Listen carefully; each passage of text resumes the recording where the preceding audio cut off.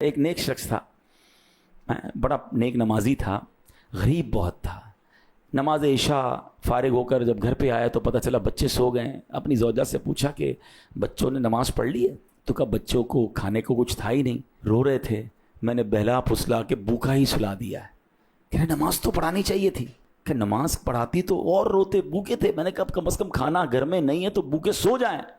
کہ نہیں، اٹھاؤ انہیں نماز پڑھانی ہے۔ تو کہتی ہے با کہ اگر میں نے اس کو اٹھایا، ان کو بچوں کو اٹھایا تو ان کو پھر بھوک ستائے گی، کھانا کدھر سے لاؤں گی؟ کیا کمال کا اس بندے نے جواب دیا۔ وہ کہتا ہے کہ میرا کام انہیں روٹی دینا نہیں ہے، میرا کام نماز پڑھانا ہے۔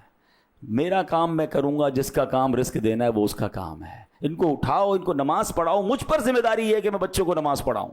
بھوکے سوئے ہوئے بچوں کو جگایا گیا، نماز کے لیے بچوں کو کھڑا کیا۔ ابھی سلام نہیں پھیرا تھا، دروازے پر دستک ہوتی ہے، ایک شخص باہر کھانے کی ٹرے لے کر کھڑا ہوا ہے کہ آپ کے لیے کھانا بھیجا گیا ہے۔ بچے نماز کے بعد پیٹ بھر کر کھاتے ہیں۔ کاش یہ بات سمجھ آ جائے، رزق کا وعدہ رب کا ہے، مغفرت کی کوشش میں نے کرنی ہے، نماز میں نے پڑھنی ہے، اپنے بچوں کو پڑھانی ہے۔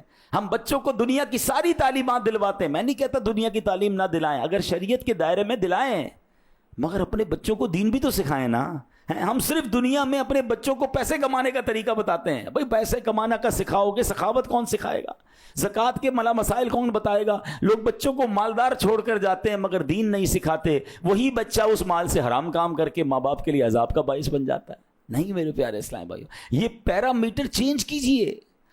مجھ پر اور آپ پر بھی جو ہماری ذمہ داری ہے کہ ہم نے اللہ کو راضی کرنے کی کوشش کرنی ہے۔ رزق کا رب نے وعدہ کیا ہے، وہ ڈھونڈ کر پہنچے گا۔ اور بالکل ایسے ہی آپ نے دیکھا کہ بندہ کہتا ہے میں نے اللہ سے جو وعدہ کیا ہے مجھے وہ وعدہ نبھانا ہے، نماز پڑھانا میری ذمہ داری ہے، کھانا کھلانا میری ذمہ داری نہیں، وہ اللہ نے مان لیا ہے۔